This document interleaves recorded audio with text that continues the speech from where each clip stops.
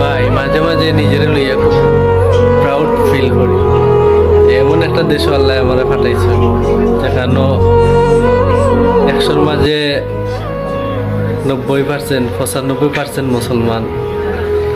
ভাই বিধর্মী কিছু মানুষের জিনিস দেখলে যে কিছু জিনিস কি দেয়, ওই একটা জিনিস অত বেশি খারাপ লাগে যে মানুষটারে আমরা মরণের পরে আস্তে আস্তে আস্তে আস্তে কোনানো ব্যথা পাইলিব, কোনানো আঘাত পাইলিব, কোনানো একটু দুঃখ পাইলিব, লাস্টারে কষ্ট দিই না।